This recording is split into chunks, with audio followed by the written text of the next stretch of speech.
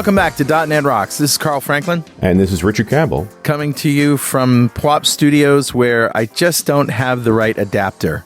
Ever. You ever have a day like that? You have boxes and boxes and boxes of adapters. In fact, I'm pretty sure Brandon's labeled all your adapters, too. Oh, that's true. That's true. And but still, you know, I need a left-handed reverse-threaded Hempta, and I can't find it. And I turn this place upside down looking for it. And you ever have a day like that where you just can't find the right adapter? Maybe you don't, but audio is... I don't know. I absolutely do. Right? Audio is one of those fields where everything is... There's nothing standard, and all the adapters mean something. And now you have males and females and mono and stereo and triplio and you name it. It's even worse than IT. And then I go to B&W and I order 5 of them, so I'll always have a spare. Right. With fast shipping. Yep. And while I'm waiting to it for arrive, I find it. Yeah, exactly. That's what happens. You would think that a TRRS adapter, which is what your phone has, right? It's both a stereo headphone and a microphone, to a line in, line out splitter or connector, so that you could connect it to, you know, professional sound equipment, would be something that exists. You would think that it would be a very popular thing. Yeah, it'd be a ton of them. Because, you know, let's say if you're a DJ, you want to use your iPhone, you know, you want to have line outputs. Yep. You have a podcast and you want a professional microphone. You want to turn that signal into a line level signal. So now you need an attenuator, but the jacks don't work. Oh, now you need a coupler. Come on. It's ridiculous. You end up with this spaghetti contraption that's 4 things plugged into each other. 4 things. And then somebody touches it and it feeds back. Yeah, and you step on it and the whole thing breaks. Just doesn't work. I love it. Anyway, that's my rant, and I'm sticking to it. I like Ranty Carl. Ranty Carl is a good Carl. I just have one of those mornings, you know. All right. Well, anyway, run the music because I got something very cool for Better Know Framework. Awesome. All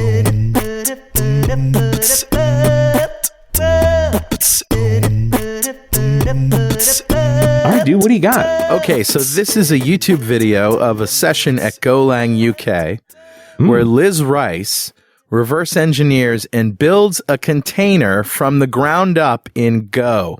Oh, I love it. That's so cool. That's so John Skeet, right? Yeah. Let's just rewrite a sync and await, right? Yeah, except she's building a container in Go. I love it. It's like, that's awesome. Let's find out what this thing really is. And now let's write one. And now let's have lunch. You know? It's like, what? I like smart people. Smart people are fun. Yeah. So it's great. So if you go to 1447.pwop.me, that'll take you right to YouTube and enjoy. Awesome. Nice find. And let's thank Steve Strong for finding that one. More App VNext smartness. Yep, that's right. Love it. Who's talking to us, buddy? Grabbed a comment off our show 1212, the one we did with Vishwas back in November of 2015. Wow. Talking about cloud-oriented programming. And I realize we've been checking in with Vishwas roughly every year for good cloud architecture advice. Yep. And this is no exception. And in that show, we were really talking about, are you taking advantage of the features of cloud? You're not just moving your app, but using the cloud for what it's really good at. Right. And Charles had this awesome comment. He says, the other thing about cloud-oriented programming is that in the cloud, APIs come and go. Yeah. If you own a server, you can run the same software for 10 years without having to change the code. In the cloud, any layer used, whether that's the SQL database, storage, queues, jobs, and so forth, can and will probably be deprecated after a few years, which may force devs to have to rewrite code on short notice. That's not really an issue for an actively developed app, but in the corporate world, there's a huge amount of one-off and done type development.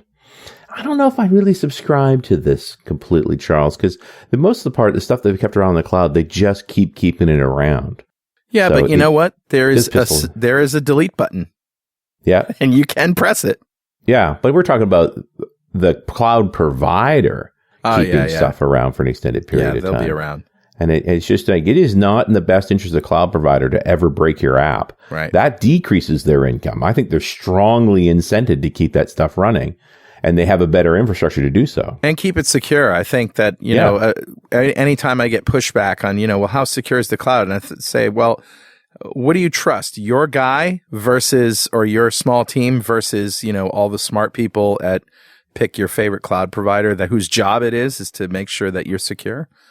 I don't know. Well, that's the point. And it's arguably the best people in the world, right? They get to work they're at such scale, they get to work on individual aspects of security for their entire job. Like, it's pretty compelling for that model. Yep. And I mean, I'm more afraid of the APIs going internally when an old server dies and we don't have a good copy of the source code and so forth.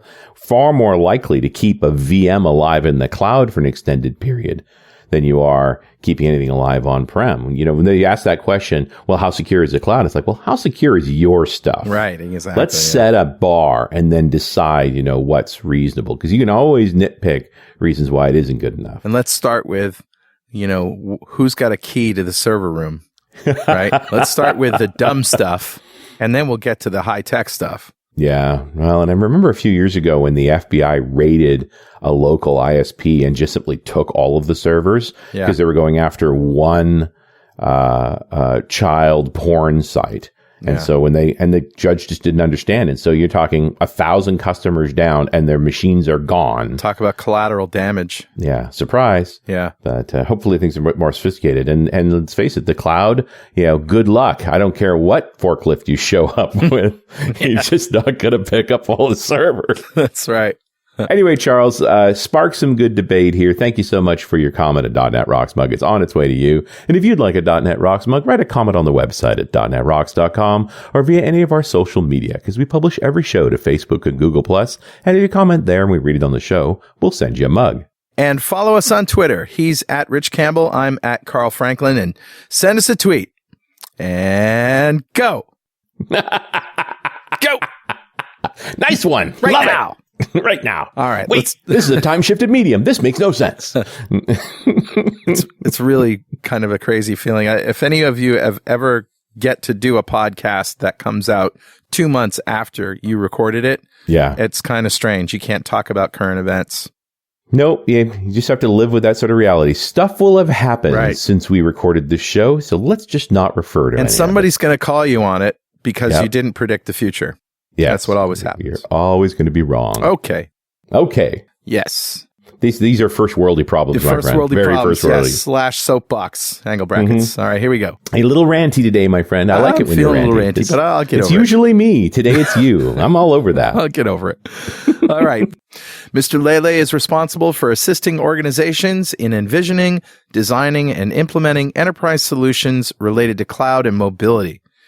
Vishwas brings close to 25 years of experience in thought leadership to his position and has been with AIS for 20 years.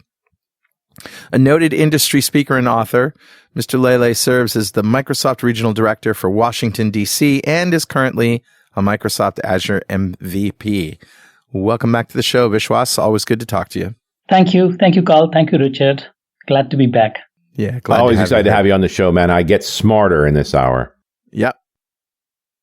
What's new with you? What is new in Cloudland? Well, everything is new in Cloudland. Things change every day, it seems. Yeah, what time is it? Change every day, right? So the thing that it is going to be new is guaranteed. Yeah, and you just have to find things that apply to you and follow them and track them and things like that. Well, you know what? We're time shifting, so let me ask you this question this way: what was new in April? Because it's June now. Yeah, yeah, you're totally right. Look at this. Yeah, I'll be hard pressed to just. I have to go through the update site for this various services to know exactly which release of which software was on which month, etc. Yeah. I pull up the Azure blog, and I mean, every day there's a new feature announced, either that's in beta or it's generally available. It's almost every day. Yeah. And complicating that feed also is that, not only are there new services, but then, they will also announce services being available in the different regions of the world. And different versions of the service or a new capability of an existing service. So if you have an RSS feed for the Azure updates, it is, lighting up every day with a few updates. Man, crazy. And I wonder if it's going to settle down. Like, I feel like Microsoft is in a race to sort of round out a product set, but at some point it's going to be, okay, we're there. Yeah.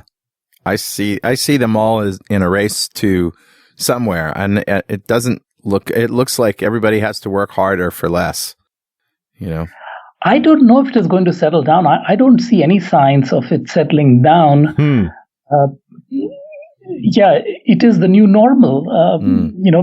They are able to upgrade the software without having to ship boxes and wait for people to upgrade. Mm-hmm. And, so I don't see it slowing down. We will see. Maybe in a year when we talk again, we will see the signs of slowing down. But just looking at the things that are in public preview and slated for release for the next few months, and the velocity of new data centers coming up across the world, it just not seem like it's slowing down by any means. It occurs to me, Carl, you could be better know an Azure feature. Yeah, that's right. And we'd never run out. And there's so many of them. Mm-hmm. Actually, why don't I do that? Why don't I, or just better know cloud features in general? There you go. Because there's, people are using all sorts of cloud things. Yeah, it's a cool idea. I kind of like that. Cool idea, yeah. Absolutely. How are you feeling about the reliability of the cloud these days, Vishwas? Like, what's your advice to your customers when they worry about these outages? Because they do happen. They do happen, absolutely. And of course, you read about the ones that are major outages. And you get to read about them or hear about them in the nightly news, which is crazy. But, there are other outages that happen that don't get reported because they may be limited just to your cluster or your portion of the network. Yeah. So you have to worry about those as well. Right. And that's really interesting. I mean, it's just, on one hand, and I'm putting my IT hat on, the great thing about the cloud is it's somebody else's fault. But on the other hand, there's this, actually, we really don't want that ever down. What do we do? That's right. You don't have a single throat to choke. As I think, Scott, I may be borrowing this line from Scott Guthrie's presentation. I mean, I've heard a few months back or a year or two back that people think that who am I going to go to if certain thing is unavailable? Yeah. And who am I going to just call and say, walk up to this machine and fix this for me? You can't. Right. And this is, I think, is your question essentially about how do you deal with this kind of reliability? So I was giving this talk at Ignite last year, and every single talk was about new capabilities, increased number of nines and things like that. And here comes along my talk, which was about how do you deal with failures? And a few people who came to my talk said, well, so is your fundamental premise here of this talk that there can be increased failures in the cloud? If that's the case, we are out. Why is it more failure prone? And my answer is that, well, you are now building applications that are dependent on so many more services. Yeah, right? Sure.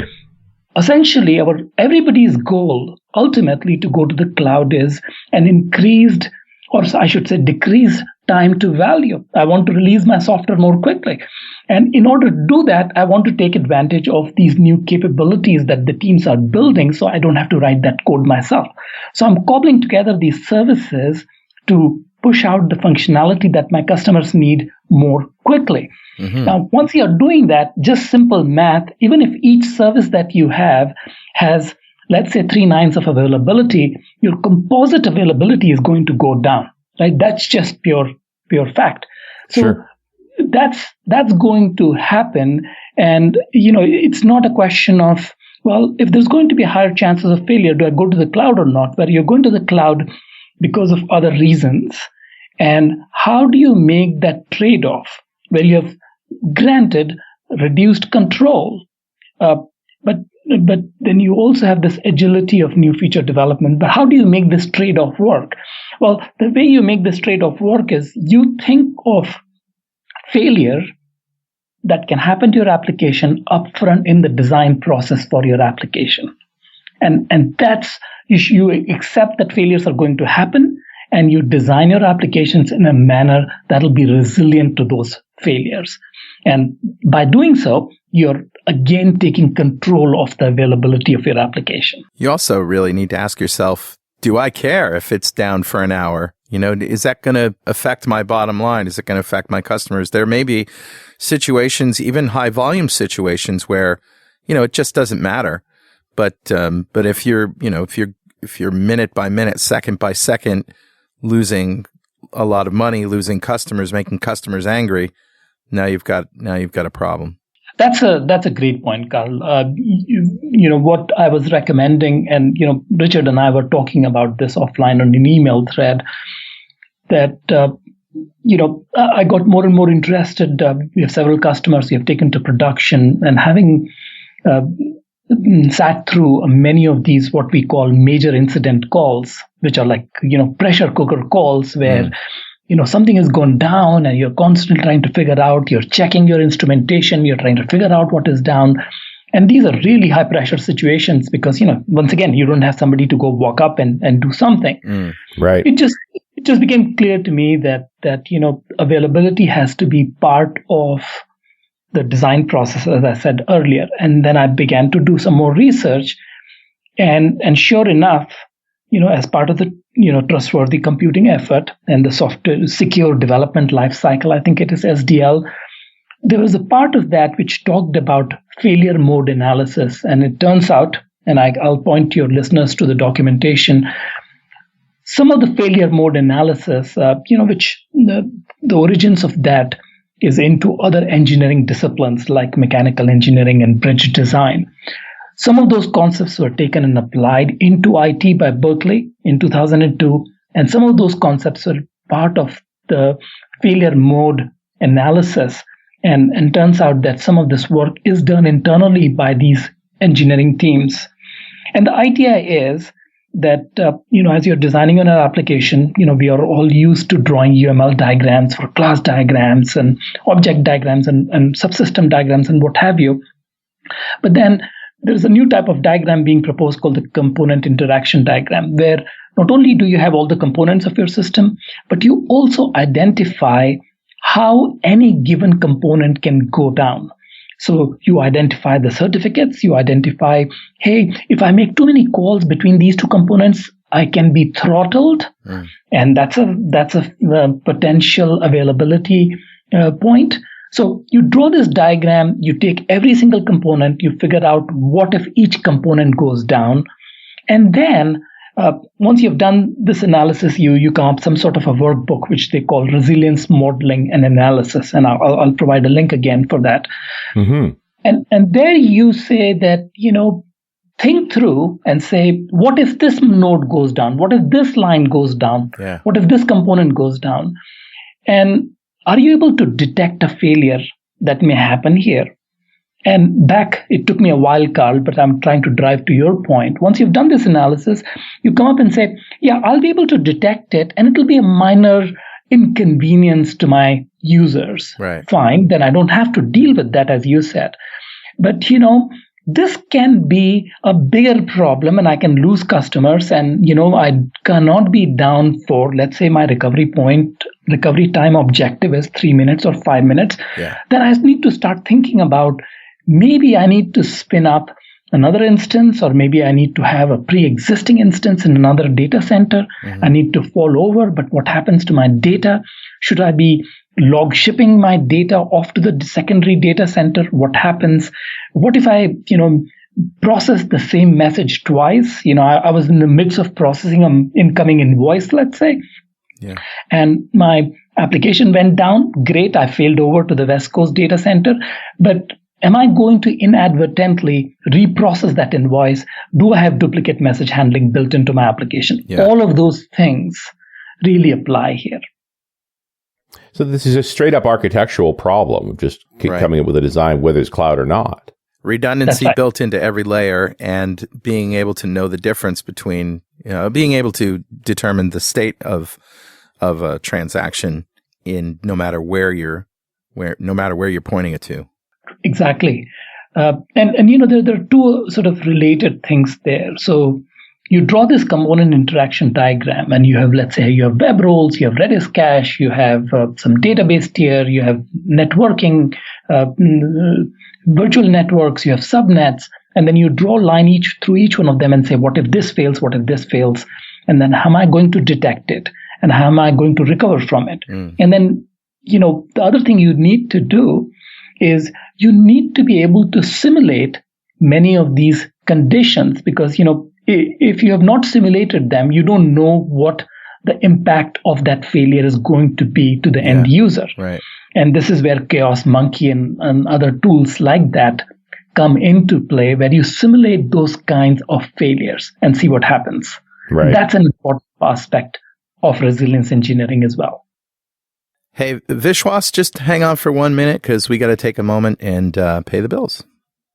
This episode of .NET Rocks is made possible in part by Windows on the Google Cloud Platform. You may not know this, but the Google Cloud Platform supports Windows Server 2008, 2012, and 2016. It also supports SQL Server versions 2012, 2014, and 2016 standard, web, and enterprise editions with high availability. You can deploy your ASP.NET Windows apps to Compute Engine or your ASP.NET Core apps to App Engine or Container Engine. That's Google's hosted Kubernetes environment. .NET and .NET Core libraries are there for all 200 plus Google.com and cloud services in NuGet, led by John Skeet of Stack Overflow fame. But what about Visual Studio integration? Oh, it's there. You can use Visual Studio to manage your GCP resources and deploy your existing apps. You get stack driver logging, error reporting, and tracing support for .NET and .NET Core. PowerShell commandlets for GCP, which run on Windows and Linux. And a great set of partners to bring your Windows and .NET workloads to GCP,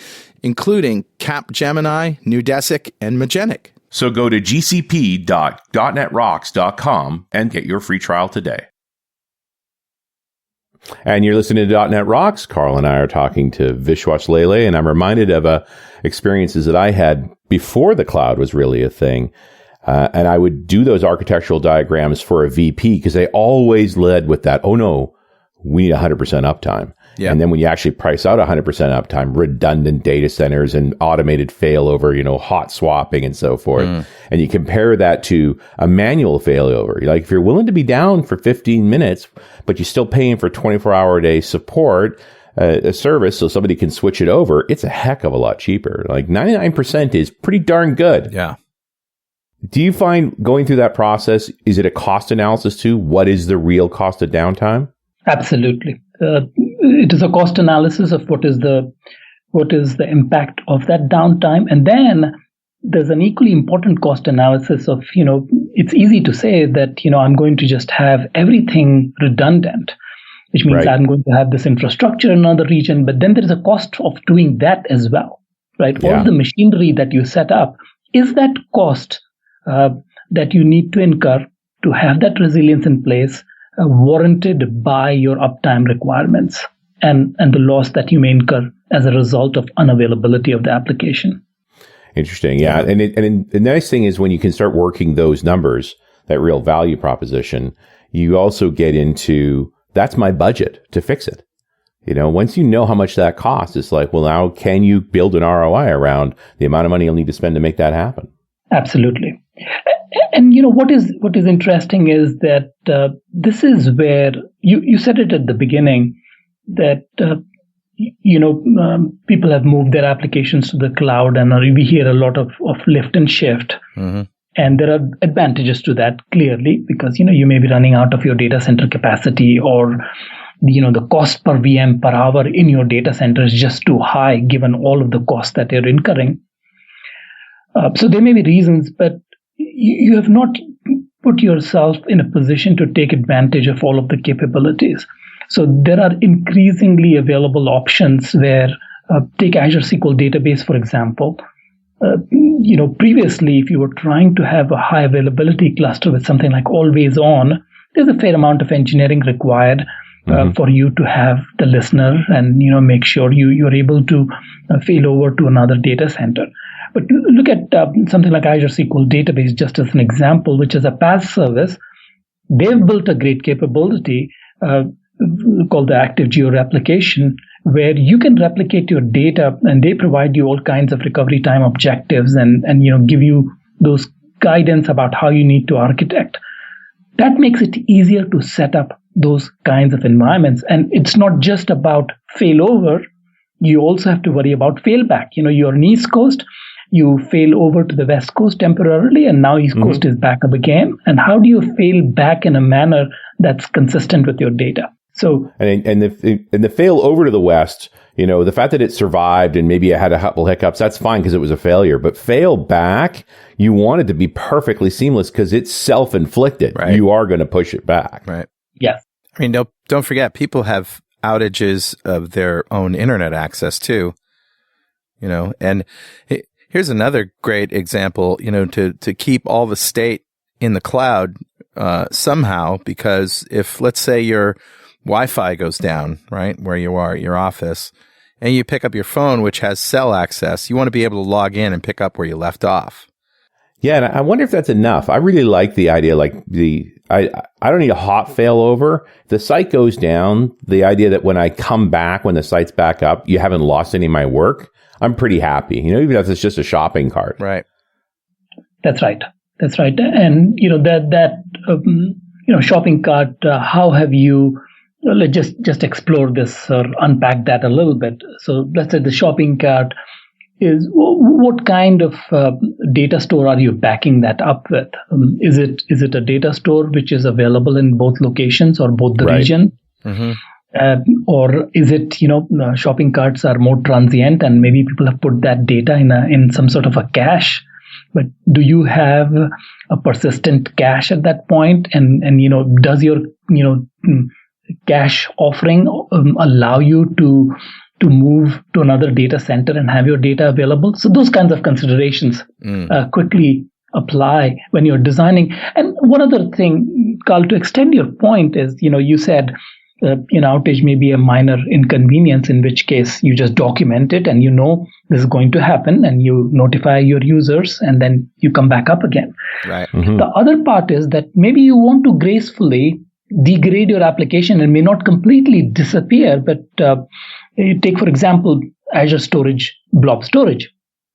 Now, they have a capability called RAGRS, which stands for Read Accessible Geo-Replicated Storage. And your data is being replicated to another data center, which is at least 400 miles away. Now, you don't have an SLA on how quickly your data, there is a median time that they tell you about, but there's no SLA around how quickly your data is going to be available in the secondary data center. There is an API that you can check to see how far back you are, but in any case, your data is available in the secondary data center. The keys that you use to access the primary data center is the same as that you access when getting to the data in the secondary data center.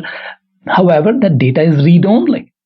And at least you are able to provide that experience to your user where the data is available. You tell them you can't edit it right now, but you have gracefully degraded, but you've just not disappeared from the internet. Your application is still up, and people may be fine with that. Right.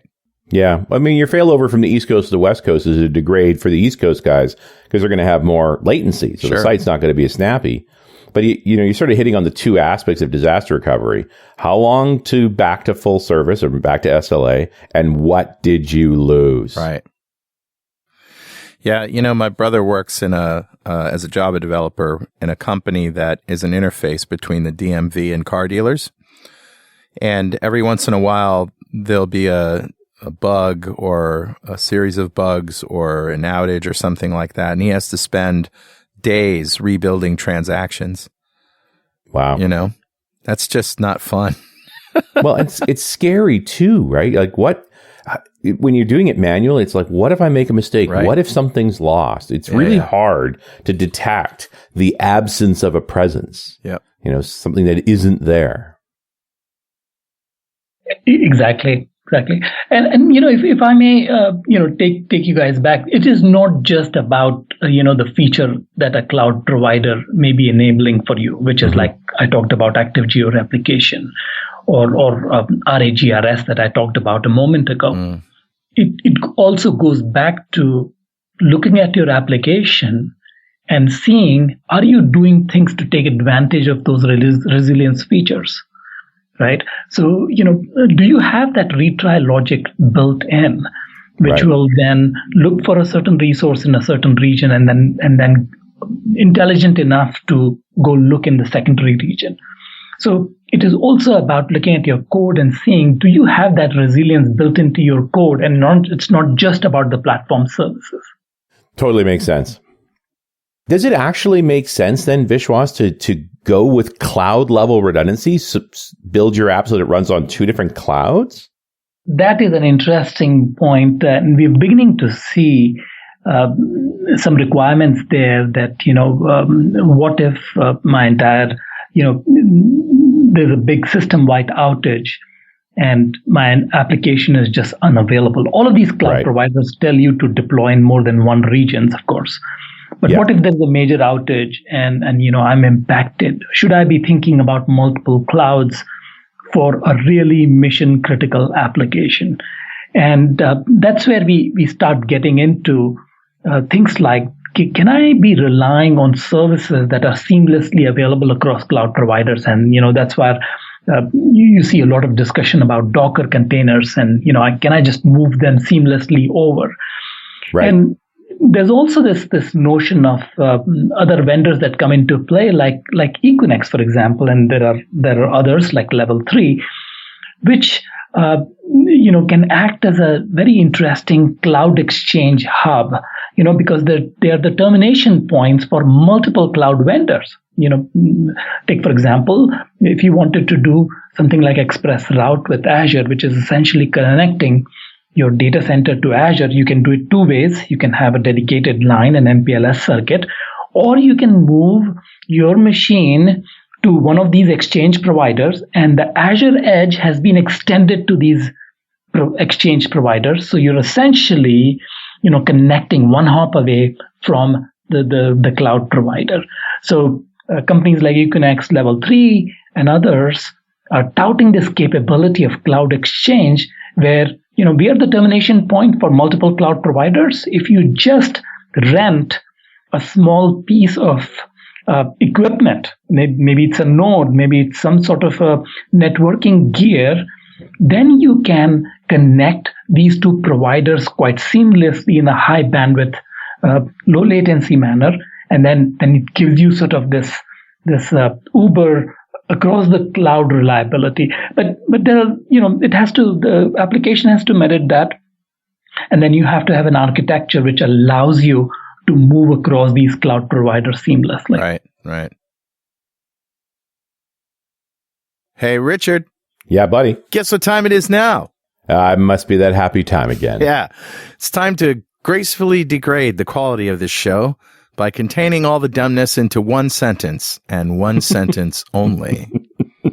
And there it was. And now it's time to actually give away a Component One studio to one lucky member of the .NET Rocks fan club. Grape City Active Reports is the reporting platform for all your business needs. Design, publish, view, print, and export operational reports, such as invoices, expense reports, tax and government forms, as well as strategic and analytical reports, such as sales performance, budgeting, and revenue analysis. Active Reports gives you the operation and flexibility you need to turn your data into informative, pixel-perfect reports across the enterprise. Awesome, dude. And also one of our original sponsors. Absolutely. We still love those guys. So, dude, who's our winner? Today's winner is Barry A. Dwyer. Congratulations, Barry. Golf clap for you, sir. Golf clap. A round of applause for Barry. And please don't drive off the road, sir. Yep, don't die. It's just we lose more listeners that way. I know. And Barry won a Component One studio from Grape City, Component One, just for being a member of the .NET Rocks fan club. And if you don't know what that is, go to .NETRocks.com, click on the big Get Free Stuff button, answer a few questions, and join the fan club. We have thousands of members all over the world. In every show, we like to give away stuff from our sponsors. And every December, we give away a $5,000 technology shopping spree to one lucky member of the .NET Rocks fan club. But you have to sign up to win. And okay, Vishwas, it's your turn now. You know what's coming. If you had $5,000 to spend on technology today, what do you think you would buy? I wish I would be better prepared for this question. It's not like we snuck up on you on this one, That's Buck. true. No, every time the recording scheduled, I should put up a 15-minute meeting request on my calendar to think about this question, deeply ponder about this question. Well, I'll take my today's frustration and apply my $5,000 to solve that frustration. Love it. Which is I was talking to my daughter who's 13, and she was taking her science project to the school. And, I would invest this. I'll explain this in a moment, but I would like to invest this $5,000 into getting people to getting some really good writer to write about cool science projects for girls. Yes. Awesome.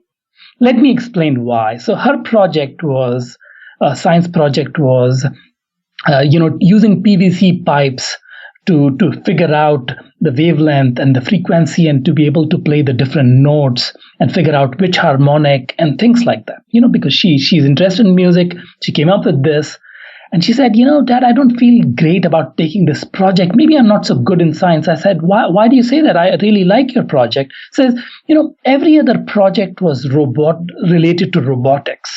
Yeah. And drones.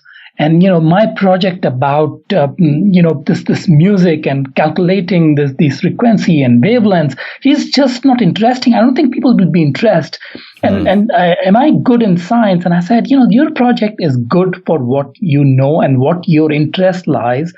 And just because it is not a robotics project or a drones project, which frankly does not interest her. Right, sure. Does not mean she's not good at science. So I would hire a good writer to talk about 10 cool science projects for middle school girls. I love it. That is such a great thing. Yeah, it's such a good idea. Now, I was just thinking, I would think her project would stand out because it's just not like all the other ones. Originality's got to matter, right? You fly things around, you blow things up, people take notice. But, you talk about music and wavelengths and sound and audio. Nobody cares, Richard. Nobody cares. Yeah, no, clearly. Everybody's been there, done that, saw the crater. I'm continuing my rant. Still ranty. Ranty Carlos ranty. Back up 38 minutes and you'll know what we're talking about. There you go. Very good, Vishwas. Very good. Yeah, good stuff, man. And good thinking, too. Diving back into this a little bit, when we're talking about creating those connections, I've dealt with a couple of customers now that are using Azure Express Route, but that's really between their private data center and Azure. So they have this it's like Azure's in your data center with Express Route. Have you ever used that? Have you looked at it? What is it, first of all? It's just a private connection to Azure. Yeah, it is. It really has changed the face of how hybrid well, cloud. wait a minute. I have a question. When you say a private connection to Azure, do you mean a hard connection? Like a hardware or a route, a direct route past? I mean, what do you mean exactly? Yes. So different cloud providers have different names for it. AWS calls it Direct Connect. In Azure, we call it Express Route. The idea is that you are having a low latency connections, dedicated connection between your on-premises data center to some region in Azure. And there are two ways to do that. You could go to your telco provider and say that I want a dedicated MPLS circuit between my data center and the Azure data center. And that's one way of doing that. And you can get different pipes. You can get a 1 gig connection or a 10 gig connection, depending on your needs. And then, these connections are also redundant. That's one of the features of Express Route is, they have redundancy baked into this Express Route connection. So that's one way you can get Express Route. Okay. And the second approach is that, which is also Express Route, you go to a provider like Equinix or level L3 or some other provider, and you essentially move your application to their data center. Right. Okay. And the cloud provider has moved their network edge into this exchange provider's data center. So really what you're doing is you're removing as many jumps as possible. Absolutely. So it's like you're one hop away from the Azure data center. And we are talking about millisecond latencies at this point. Wow. And you don't have to move into, like, there's lots of data center, third-party centers that now have ExpressRoute and Direct Connect offered. You don't have to be in their data center. Like, you give you the best results. If you've got your own, you then get an MPLS connection between your own and that provider, and then use Direct Connect to go on. And you basically one hop. I wonder if this bumps up against net neutrality laws. You're essentially paying for better access, right? Well, you're not going over the standard internet. Right, okay. So you are not navigating the internet for the traffic that is being routed from your on-premises network to Azure. So I think that's the benefit. And one other term, if I may throw in, because as people get started with ExpressRoute, they think about a couple of scenarios without getting too much into the networking fundamentals or details, I should say. Is some of the Azure services are public services like storage, and some of the services in Azure are what we call the VNet connected, like a virtual machine could be on a network, and that network is connected directly to your on-prem network. So ExpressRoute can handle both public services and private services. So you're able to work with either of the two types of services. Interesting. But it does open the door to that. The real question is, how hard is it to get a route between two cloud providers? So if you're going to put an app up on AWS and Azure, how tightly connected are they to each other? Because I got to imagine they're not keen to really do that. They're not keen to do that. But this I was talking about earlier, that there's this notion of a cloud exchange that some of these providers are beginning to advertise. Has been around for some time, but it is becoming increasingly important, because what they claim is that we are a termination point for more than one cloud provider. So by hosting something there, you get access to two or more cloud providers. So you have the same. At least the route to them is about the same, right? That is correct. Yeah, I guess that makes a lot of sense. You connect yourself to those folks, and then they've got the close connections to the two providers, so you can give pretty symmetrical performance. I get the bigger thing here for me then is I hate the concept of going lowest common denominator if you really wanted to do an AWS Azure thing and have to build everything in VMs. I want more platform services, please.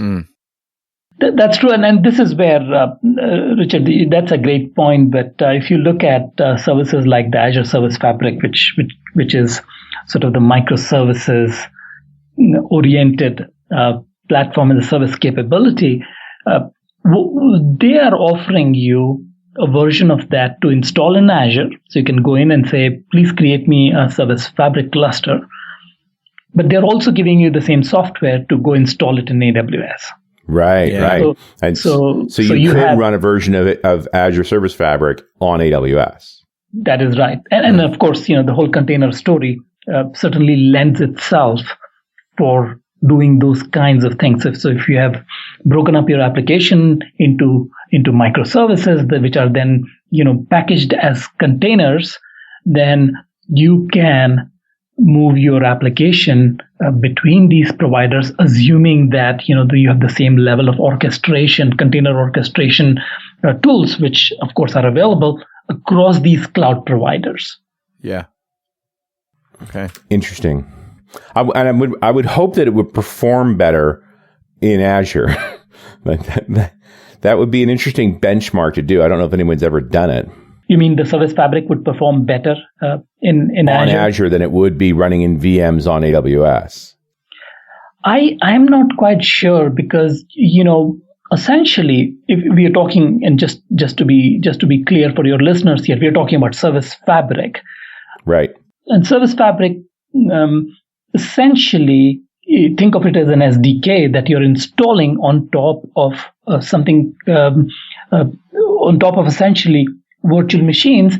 But I do take your point that there's this notion of VM scale set in Azure, which is not just plain vanilla machines, but you can have a cluster of machines that can be scaled up and down rather seamlessly.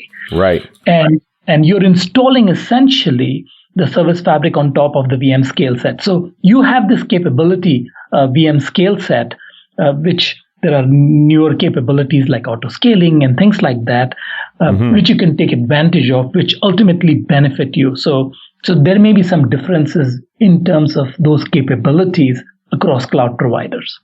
Does that? It sounds to me like you're going to end up needing IT resources to be responsible for the scaling whenever you do an on-premise version of Service Fabric. You will need IT resources when you are doing that. Is true, but that is also true from an Azure perspective. Right now, they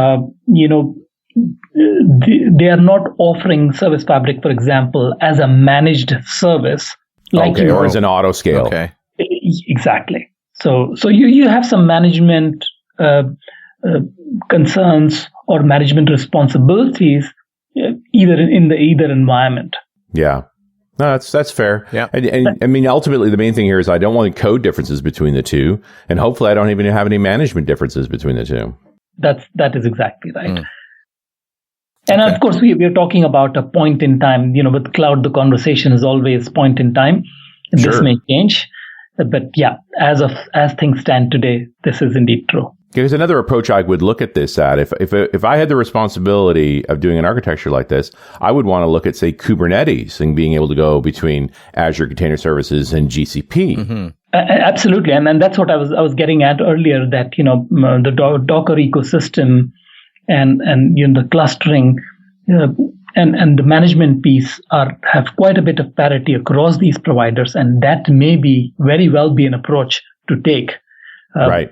If you do intend to have a multi-cloud architecture in place. Yeah. And what about doing like on-premise with cloud as backup? So if your main data center goes down, you go over to cloud. So I mean, I think the opening drug dose, right? That thing that gets you hooked in Azure is those backup services. So using the cloud as your redundancy site. Right. And at that point, we are talking about cloud as a pure DR solution, right? And we had some customers early on with discussions where, hey, I'm perfectly fine with running my applications in on-premises. I have no reason to do that, to go elsewhere. However, I don't have a well thought out or well planned DR strategy. It's just too expensive. Mostly because it's catastrophically expensive to really do, hot failover DR. Yeah, and even if you have that expensive setup, you probably have never had the easy way to test it and then simulate that and see what happens. Yeah. So a use case, as you mentioned, Richard, was, can I just periodically copy these snapshot of my applications, and if needed, bring my entire data center up in the cloud for the period that my on-premises data center is unavailable, and then through manual processes or whatever, I'm going to, when everything comes back up, I want to go back and still live in an on-premises world. That was the premise of some discussion that we had early on, and that may be a good way to get started. And then people think about, okay, now, once I've seen the agility of spinning up these machines and then spinning them down, I should now be thinking about auto scaling, and maybe I should take advantage of other capabilities. So usually that discussion extends beyond that point. Yeah, it is one of those creeping things. You add a piece, and I had it. And then most failover solutions are tough enough to test that I can't tell you how many I've bumped into. They just never tested it, and let me tell you, if you've never tested it, it doesn't work. I guarantee you. I have a customer right now that insists on having their SQL Server and their web server on premise, and it reminded me of another customer that a long time ago I had, and they said, "No, we don't use cloud. We can't use cloud." And I said, "Oh well, that document that I gave you, how can I get that to you?" And they said, "Oh, just put it on my Dropbox account." Yeah. We don't use cloud though. Okay. That's real. And the classic one is the content delivery network, right? I've done that a bunch of times where it's like, okay, but the main pages and the database is rendering off this local data center, but all of the static resources are sitting on a CDN so that you can offload that work. It makes a huge difference and can substantially improve performance. Absolutely. CDN makes a lot of sense in many of those instances. And predates cloud. Like, that's been around a long time. It makes a lot of sense. Absolutely. I would argue the biggest thing that cloud's done to CDNs is drive the price down. You know, Akamai used to be, you could not get in the door for less than $100,000. But right now I'm using Max CDN on the older daughter's webcomic website because, you know, they were doing 1 million hits a day at one point, and $10 a month for a certain amount of bandwidth, and then when we went over on the bandwidth with some additional charges, but just so cheap. Yep. That's made a big difference, and also many services where you can just CDN enable it quite seamlessly. Yeah, that's made a big difference as well. Yeah, the comic site was WordPress, and there was literally a plugin for running that CDN. You turned it on, you gave it the keys, and you said, go, and it was done. I'm like, where has this been all my life? Good Lord. You know, we talk about ultimate redundancy being spread out among cloud providers, but in reality, do you find people really do that? Like, you know, split up a microservices application among, you know, Google, Azure, and AWS, for example. And is that really a good idea anyway? I mean, because now you're 3 times more likely to have an outage than one, but if one goes down, at least you have something up. So I've not seen where, you know, people are taking a few of their microservices and then splitting them across their different cloud providers, because, you know, first of all, these microservices may have some latency constraints. They need to be together on the same cluster, or you know, they're chatty and things like that. Yeah. So you have to have that consideration. I think this idea of having some sort of an architectural blueprint that allows you to move from cloud to cloud is appealing to people, and you know, the idea that I should be able to go run my application, take my application in its entirety, and just, you know, if my provider is down for 2, 3, 4 hours, right, which is beyond my recovery time objective, maybe I have seeded my container images in another data center, and I have a reduced, you know, Kubernetes cluster set up in another cloud, and then I'll spin up those Docker containers there and start running there. I still have to worry about the data and making sure the data is available there. But that's where the cloud exchange comes in, where, you know, you are syncing the data, and then you have maybe another cluster in a passive mode, and you know, you decide that, you know, this is a significant enough event where I need to fail over to another cloud provider. Yeah. And that's a decision that you have to go through very carefully. You know, who decides that? You know, what person in your organization is allowed to make that decision, because now you have moved your application to another data center. What happens to the data? All of that planning has to be done. So I've not seen that people sort of breaking your application and moving, but I've seen people starting to think about, especially large enterprises, starting to think about, is there a way for me to do this multi-cloud model in a seamless manner? What can I do? And that's impacting the choice of the application platform that they're making. Right. Yeah, I did some work, this is many, many years ago, between 2 data centers in 2 different countries, but both in the hurricane zone. And so, you know, failovers are going to be a normal part of our lives because often these islands get hit by hurricanes. And the only way we really got good with it was building symmetrical data centers because we had enough money, and failing over routinely. We actually swapped loads between the data centers every month. Wow. So it just became normal operations that you just went back and forth. And then when you finally swapped because it's like, here comes a hurricane. Yeah. How did it end, everybody Richard? knew what they were doing. How did it end? That's a different story, and we're not going to talk about that right now. It's Richard, this reminded me of an interesting story that I heard somebody narrate in one of the podcasts. I can't remember, but I'll find it and send the link to you.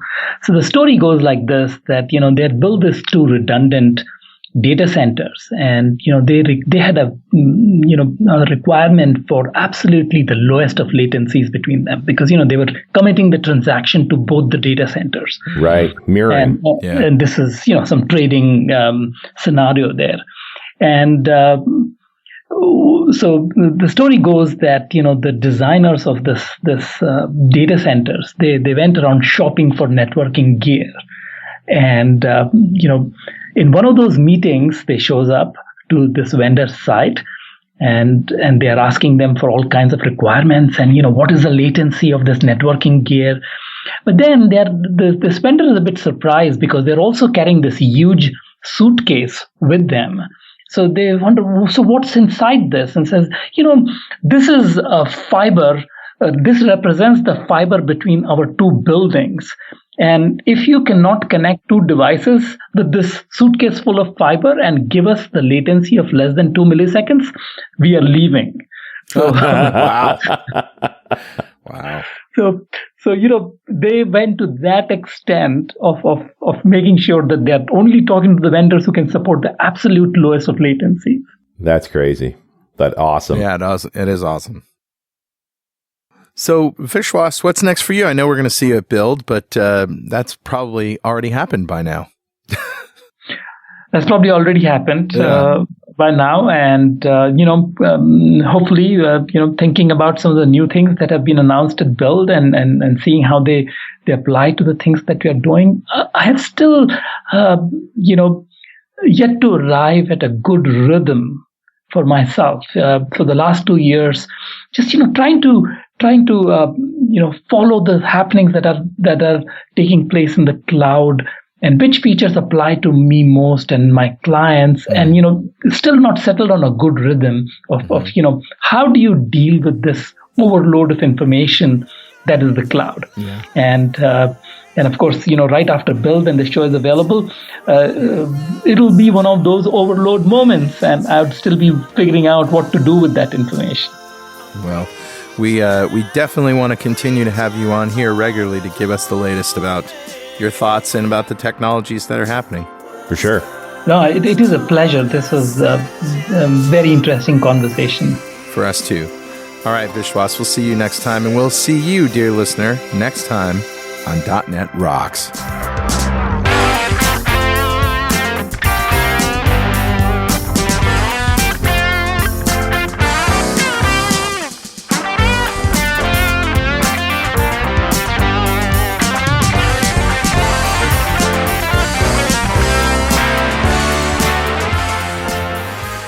.NET Rocks is brought to you by Franklin's Net and produced by Plop Studios, a full-service audio, video, and post-production facility located physically in New London, Connecticut, and of course in the cloud. Online at pwop.com. Visit our website at dotnetrocks.com for RSS feeds, downloads, mobile apps, comments, and access to the full archives going back to show number 1, recorded in September 2002. And make sure you check out our sponsors. They keep us in business. Now go write some code. See you next time. Got transmitter banned by the FCC. Yes, I'm a